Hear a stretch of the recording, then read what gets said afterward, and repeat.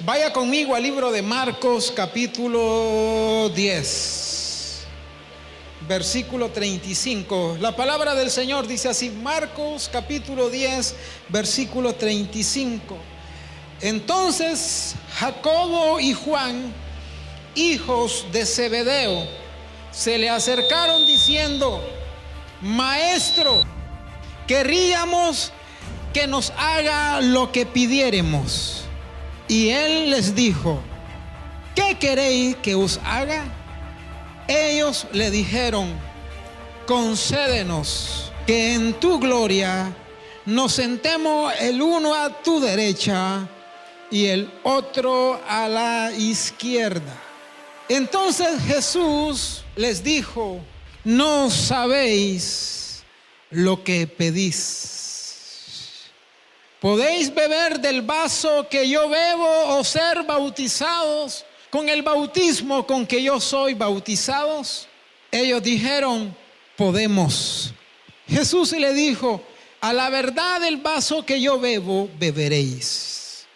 Y con el bautismo con que yo soy bautizado, seréis bautizados. Pero el sentaros a mi derecha y a mi izquierda no es mío darlo, sino a aquellos para quienes está preparado. Cuando lo oyeron los 10, comenzaron a enojarse contra Jacobo y contra Juan. Mas Jesús llamándolos, les dijo: ¿sabéis que los que son tenidos por gobernantes de las naciones se enseñorean de ellas?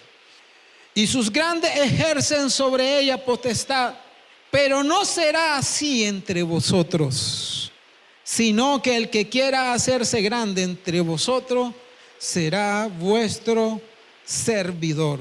Y el que de vosotros quiera ser el primero será siervo de todos. Porque el Hijo del Hombre no vino para ser servido, sino para servir y para dar su vida en rescate por muchos. Juan y Jacobo eran dos hermanos de sangre, hijos del mismo papá, Zebedeo, hijos de la misma mamá. Tuvieron la oportunidad de seguir a Jesús y de andar con Jesús durante su ministerio. Ellos dos hicieron peticiones atrevidas a Jesús. El pasaje que leímos habla de una de las peticiones atrevidas que ellos le hicieron a Jesús. Jesús los nombró Boanerges, que significa hijo del trueno, en una alusión al carácter de ellos. Eran fosforitos, por eso Jesús le llamó hijos del trueno. Me doy a entender cuando dije fosforito. Rápido se le subía la cólera. Se parece mucho a algunos de nosotros, ¿verdad? Esos eran del Shaddai. Una vez Jesús iba para Jerusalén, dice la Biblia, y mandó a dos adelante que fueran a preparar. Y ellos entraron por Samaria, algunos de los pueblos samaritanos, y no los trataron bien. Y no los trataron bien tampoco a Jesús. Entonces Jacobo y Juan se enojaron y le dijeron: Señor, ¿por qué no oramos como Elías y hacemos que descienda fuego y Dios consuma esta ciudad? ¿Qué significa eso? No solo era gente que se molestaba, también eran gente de fe. Tenían fe que si ellos oraban al Señor, Dios podía mandar fuego sobre aquella ciudad que había rechazado a Jesús. Jesús en esa ocasión los reprendió, al igual que en esta. Se supone que el mayor era Jacobo, y era el mayor porque siempre se acostumbraba que al mayor se mencionaba de primero. Al mayor o al más importante se mencionaba de primero. Y en todos los registros de la Biblia, cuando se habla de Jacobo y Juan, siempre va el nombre de Jacobo. Solamente hay un pasaje en las escrituras donde se menciona primero a Juan y después a Jacobo. Y en ese momento que se escribió y se pone primero a Juan, Se cree, o los estudiosos creen, que se nombró primero a Juan por la magnitud de su ministerio, porque ya Juan estaba ocupando un lugar primogénito, hablándolo así, a nivel ministerial. Ellos dos se acercan a Jesús y le dicen: Maestro, queremos que nos conceda algo que te vamos a pedir. Ellos están tratando de doblarle el brazo a Jesús. No le han pedido nada, pero están garantizando de que Jesús les diga sí. Están tratando de garantizar de que Jesús les diga que sí. Es como que un hijo se acerque a usted: papá, te voy a pedir algo, pero quiero que me digas que sí. No se lo ha pedido, pero ya está manipulando la respuesta, ¿verdad? Ya está manipulando la respuesta. Es como un pastor, dice que a alguien se le acercó la otra vez y le dice: pastor, yo le quiero contar algo, pero quiero que usted me prometa que lo que yo le voy a contar nadie lo va a saber, solo usted y yo, que usted no se lo va a decir a nadie. Y dice que el pastor le dijo: no te lo puedo prometer. Y luego él explicó por qué le dijo eso, porque dice: si él venía a mí y me decía algo, por ejemplo, que había violado a una niña, en el estado donde él vive, los pastores o cualquier persona que recibe una confesión como esa están obligados de ley a decirlo, a denunciarlo, porque o si no, y el asunto se descubre y se dan cuenta que él sabía, él mismo va a la cárcel. Entonces yo no le puedo, dice, garantizar de que lo que me va a decir va a quedar conmigo. Ese es otro asunto, ¿ok? Entonces ellos están tratando de manipular la respuesta de Jesús, y se acercan donde Jesús y le dicen: concédenos en tu reino sentarnos uno a la derecha y el otro a la izquierda. Casi nada que pedían esos individuos, ¿eh? Mateo agrega un dato importante. Mateo dice que ellos llegaron con la mamá y que la mamá le pidió a Jesús: concede que mis hijos, uno se siente a la derecha y el otro se siente a la izquierda. Es probable, por estas dos versiones, que ellos llegaron junto con la mamá y que se hayan dado dos escenarios, que la mamá haya hablado en nombre de ellos, porque ellos influenciaron a la mamá, le pidieron: ve donde el maestro y pídele esto.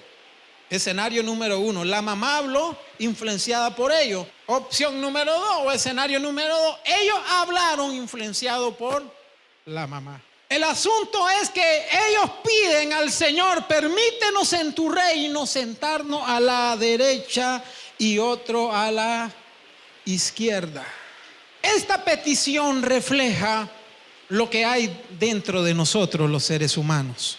Creo que todos los seres humanos sentimos o queremos, unos más que otros, ocupar cargos importantes. No queremos ocupar la última silla en sentido figurado. No queremos ocupar el último escalón. Queremos ocupar los puestos más privilegiados, las posiciones donde están las cámaras, las posiciones que todo el mundo aplaude. Queremos ocupar cargos donde hay influencia. Y eso es lo que ellos le estaban pidiendo. Eso refleja un poquito lo egocéntrico que hay en cada uno de nosotros, los seres humanos. Cada uno de nosotros tenemos un poco de eso. Como dije, unos más y otros menos, pero todos tenemos un poquito de egocéntrico. Pero también refleja lo egocéntrico de la madre. Cuando una madre quiere que sus hijos ocupen cargos o posiciones por encima de cualquier otro. Ahora, ¿hay algo de malo en desear eso? No, no hay nada de malo. No hay nada de malo. Se convierte en malo cuando nosotros deseamos algo así y pasamos por encima de otras personas.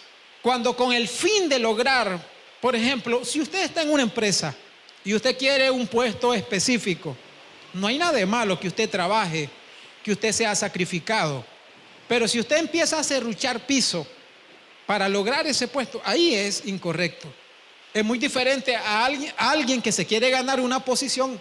Llega temprano, amén, llega temprano. No es como el albañil que a las 4 de la tarde ya está lavando la cuchara, tiene una buena actitud, da un poco más de lo que se le pide en el trabajo. Probablemente una persona así logre lo que está deseando, con un trabajo diligente. La Biblia dice que la gente que tiene un trabajo diligente no estará ante gente común, sino que se va a codear con gente importante. Eso es lo que dice el libro de Proverbios. Entonces, la petición de ellos refleja un poco el egocéntrico, la parte del yo de nosotros los seres humanos. Todos tenemos de eso, hermano, todos.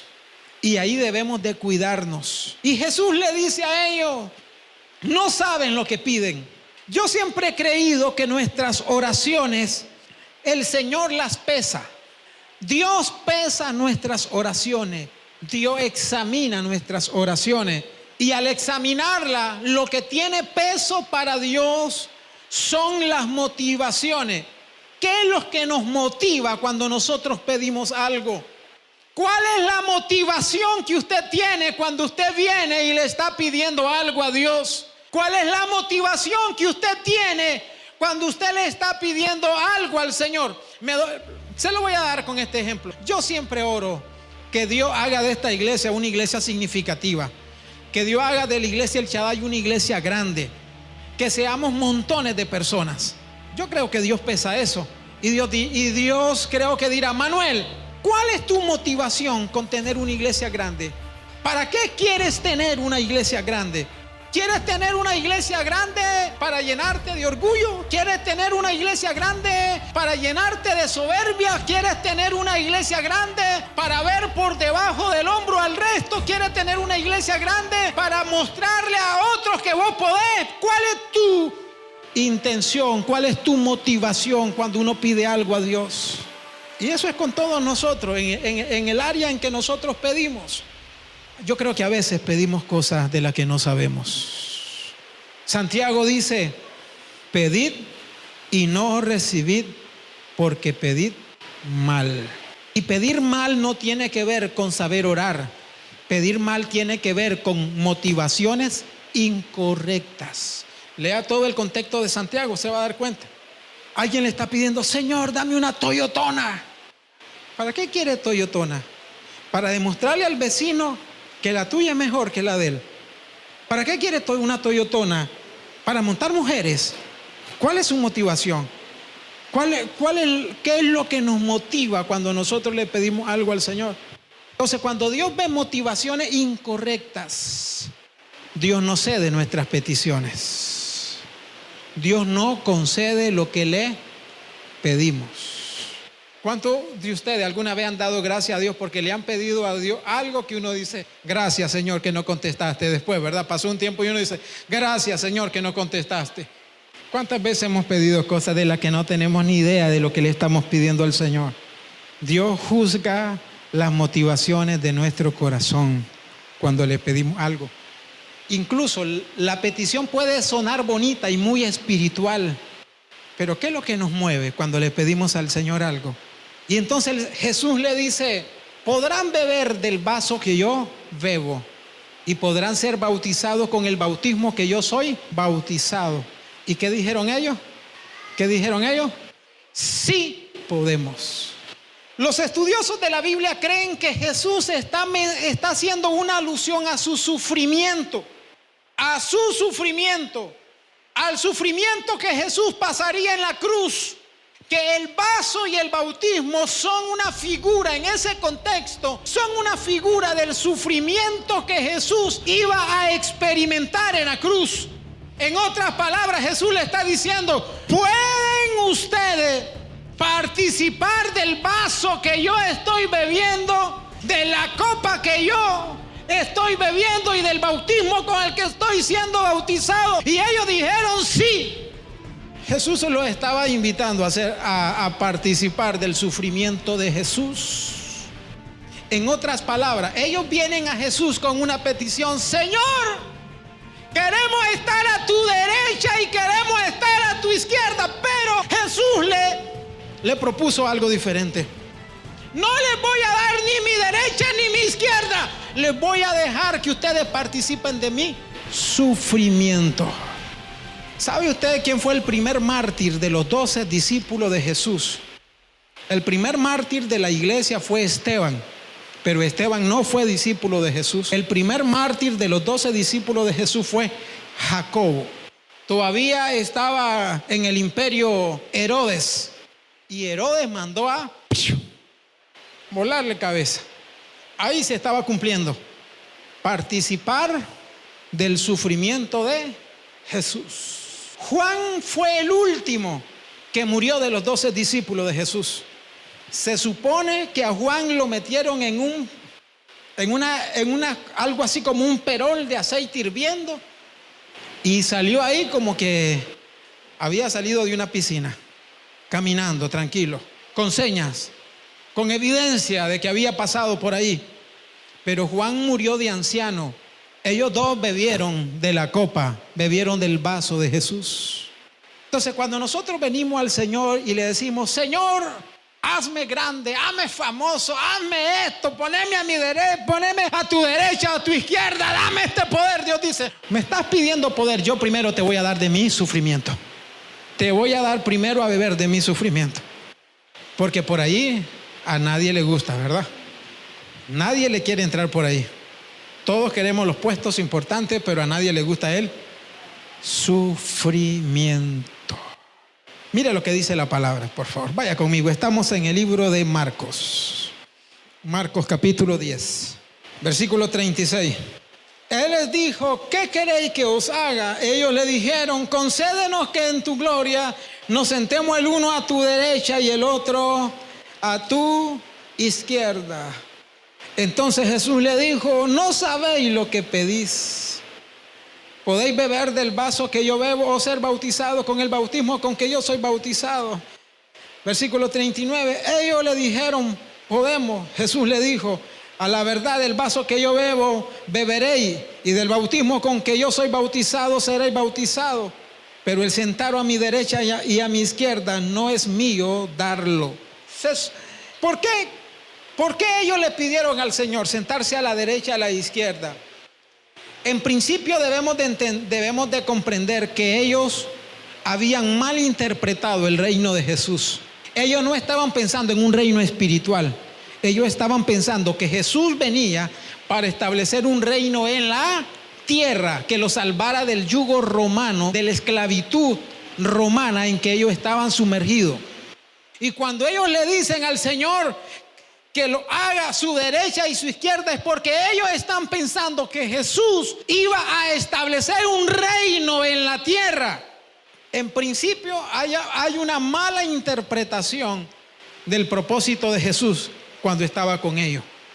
Algunos piensan que ellos le pidieron a Jesús: permítenos sentarnos a tu derecha y a tu izquierda, dado que ellos eran del grupo íntimo de Jesús. Ustedes saben, Jesús tenía sus 12 discípulos, y de sus 12 discípulos Jesús tenía un grupo íntimo: Pedro, Jacobo y Juan. Ese era el grupo íntimo de Jesús. Y quizás ellos dijeron: tenemos alguna posibilidad, pidámosle a Jesús que nos haga su derecha y su izquierda, somos del grupo íntimo. Quisieron usar la cercanía que ellos tenían con Jesús para pedir.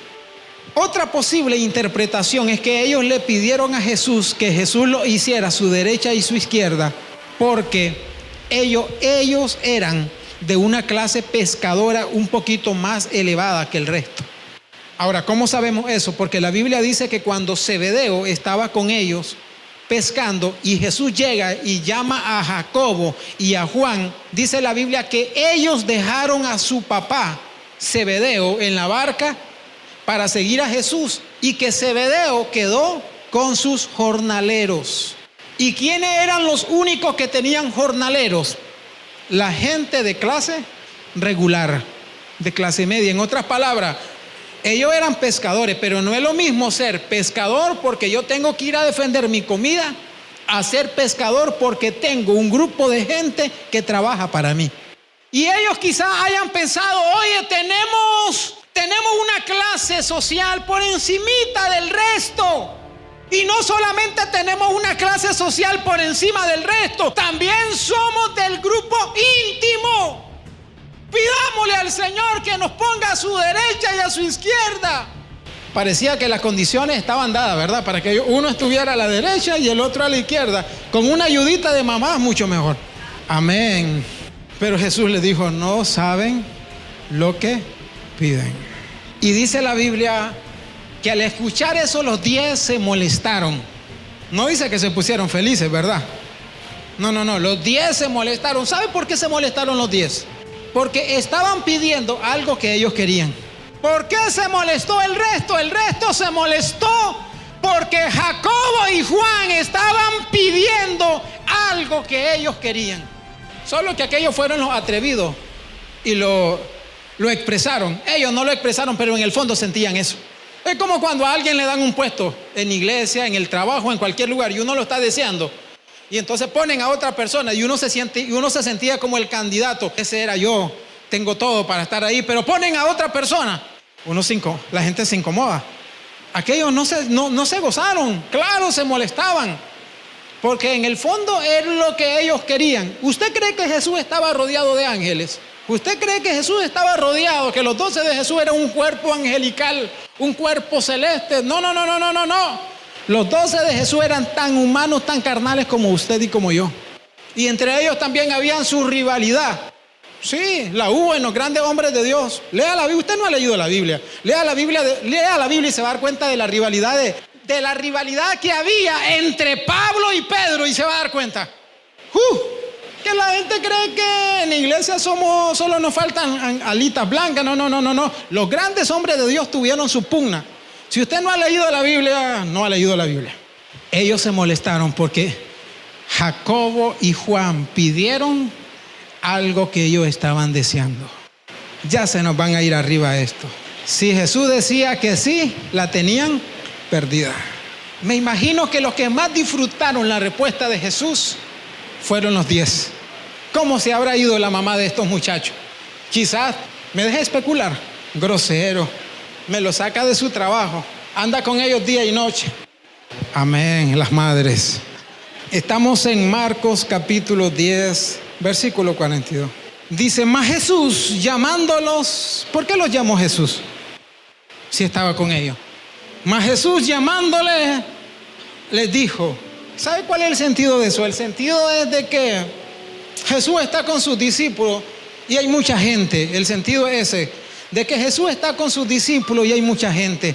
Y la gente está escuchando incluso la petición de los discípulos y la respuesta de Jesús. Y entonces Jesús le dice, vengan aparte, vengan conmigo. Ese es el sentido. Les voy a revelar uno de los principios del reino, pero esto es solo para ustedes. Estamos en el versículo 42. Sabéis que los que son tenidos por gobernantes de las naciones se enseñorean de ella, y sus grandes ejercen sobre ella potestad. Pero no será así entre vosotros, sino que el que quiera hacerse grande entre vosotros será vuestro servidor. Y el que de vosotros quiera ser el primero será siervo de todos. Jesús le dice, en la vida natural, en el mundo, en la empresa, en la tierra, la lógica es esta: el grande se enseñorea de su gente. El grande debe ser servido por su gente. Pero en el reino no es así. En el reino de Dios no es así. En el mundo secular, el grande es servido por su gente. En el reino de Dios, el grande debe servir a su gente. Si alguien quiere hacerse grande, tiene primero que servir. El que quiera ser el primero tendrá que ser el servidor de todos. Jesús le está diciendo que la lógica con la que funciona el reino de Dios es muy diferente a la lógica de nuestro sistema social. En nuestro sistema social al grande hay que aplaudirlo, hay que servirlo, hay que atenderlo. Pero en el reino de Dios el grande es el que sirve a los demás.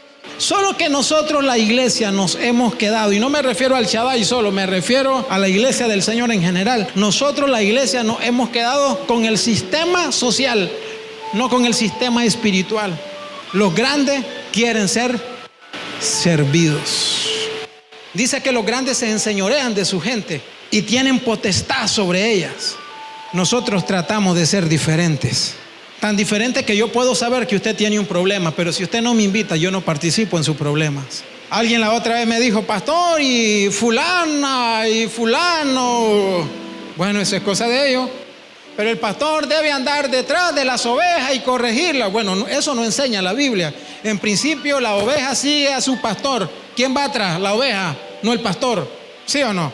Y uno de los principios míos como pastor es establecer el principio que Dios tiene con la humanidad. Por ejemplo, Dios puede ver a alguien podrido con un cáncer físicamente y Dios no interviene hasta que esa persona le pide. Dios puede ver a alguien sumergido en la pobreza, en extrema pobreza, que ni siquiera tiene que comer, pero Dios no interviene en la vida de esa persona hasta que esa persona invita a Dios a ser parte en su vida. Dios puede ver a alguien que está al borde de la muerte o de cualquier cosa. Dios no interviene hasta que esa persona lo invita. ¿Por qué? Porque Dios es un caballero. Ese es mi principio. Y el principio de servir, Dios no nos ha puesto para enseñorearnos, Dios nos ha puesto para servir. Lo que yo veo con preocupación es que los grandes nos están enseñando otro principio que no es bíblico.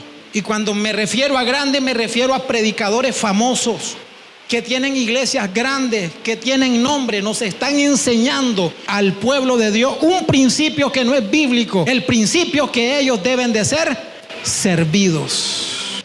No que nosotros tenemos que ser servidos. Dios nos enseña que nosotros debemos servir. Y cuando nosotros le enseñamos un principio contrario a la iglesia, le estamos haciendo un daño no solamente a esta generación, le estamos haciendo un daño a las generaciones que vendrán detrás de nosotros si Cristo todavía nos regala algunos años en esta tierra. Cuando un predicador no saluda y tiene que salir por la puerta de atrás, cuando un predicador tiene que andar hasta con 20, 30 personas, el que le carga el agua, el que le carga la Biblia, el que le carga la toalla y el que le carga los lentes y el que le carga todo y hasta el... Mejor no digo. No le estamos enseñando a la gente que nosotros estamos para servir. Le estamos enseñando a la gente que somos los grandes, somos los famosos y nosotros debemos de ser servidos. Si usted ha venido a esta iglesia, usted tiene que aprender a servir. Aquí nosotros tratamos de no hacer diferencia social. Tratamos de servir a la gente. Porque ¿sabe cuál es nuestro problema? Humanamente, todos tenemos esa tendencia. Y yo la tengo, usted también. Que procuramos servir a la gente de la cual podemos obtener un beneficio. Pero de gente de la que no podemos tener ningún beneficio, no sé si me doy a explicar. Si yo agarro a un mendigo y le digo, mire, ¿me le puede preparar una comida a él? Un don nadie. La tendencia nuestra, y hasta cierto punto la podemos justificar de normal, servir bien a la gente de la cual podemos obtener un beneficio. Pero Dios nos manda que nosotros debemos servirnos a todos. Tenga estudio o no tenga estudio, tenga dinero o no tenga dinero, tenga preparación, no tenga preparación. Dios nos manda que debemos de servirnos a todos. Y Jesús dijo, porque el Hijo del Hombre, refiriéndose a sí mismo, no vino para ser servido. O sea, en otras palabras, Jesús dice, el mayor ejemplo soy yo. Eso es lo que Él está diciendo, el mayor ejemplo soy yo.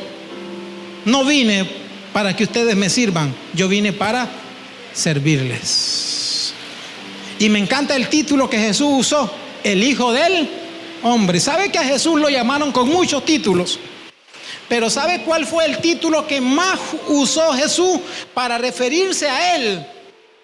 Hijo de Hombre. A nosotros nos embriagan los títulos, nos idiotizan, nos enajenan los títulos. Sí, hay gente que ahora se ofende que usted le diga pastor. No, yo soy el apóstol. Diga conmigo, Dios me ha llamado para servir. Cuando usted tenga una oportunidad de servir a alguien, hágalo. No menosprecie a nadie, no menosprecie a nadie. La otra vez leí una historia, no sé qué tan cierta es, no me consta, pero la leí en un par de lugares, de un pastor que quedó electo en una iglesia grande, como de unas 4,000, 5,000 personas.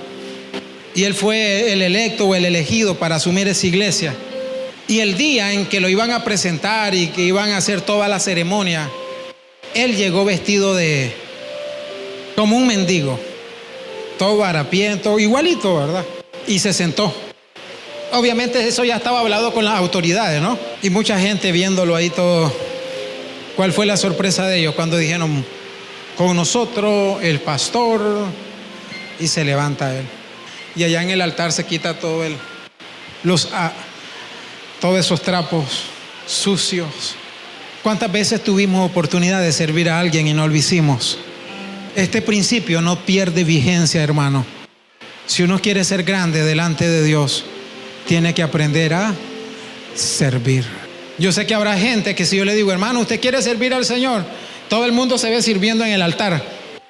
Porque normalmente la gente cuando dice, oye, yo quiero servir a Dios, siempre se ve, la gente se mira sirviendo a Dios en estadios llenos.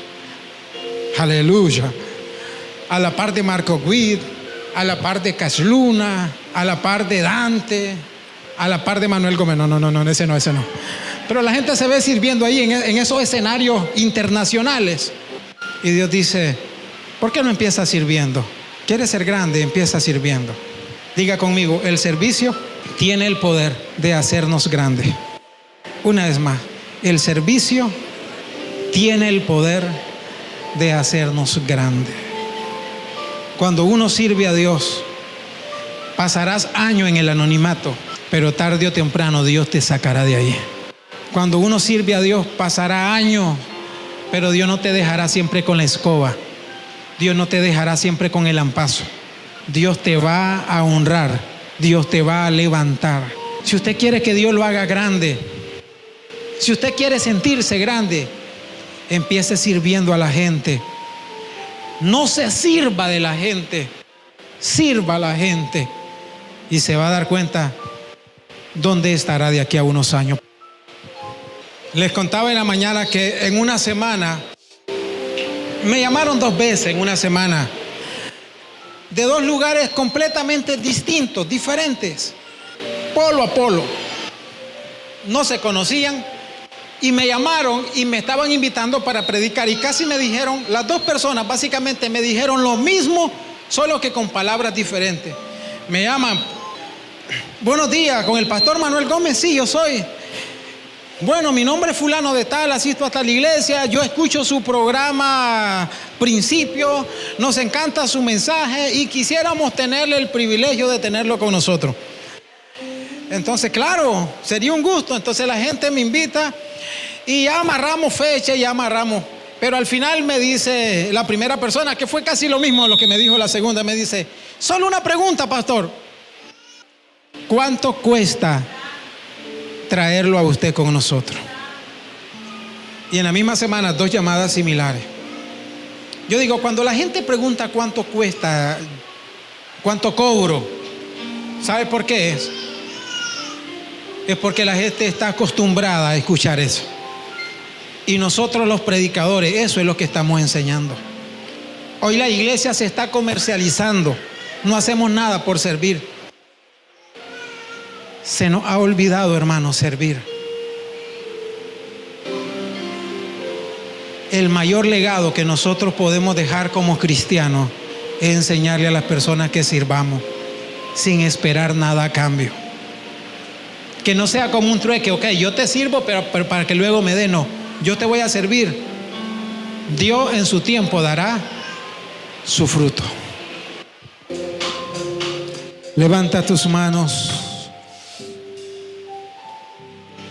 y di conmigo, Señor, perdóname, porque muchas veces, de manera inconsciente y otras de forma consciente, he estado más empeñado en que me sirvan y no en servir. Perdóname porque me has dado oportunidad para servir y las he menospreciado. Pido que Dios esta semana te dé una oportunidad de servir. Pido a Dios que Dios te presente en esta semana, Dios te presente la oportunidad de servir a alguien.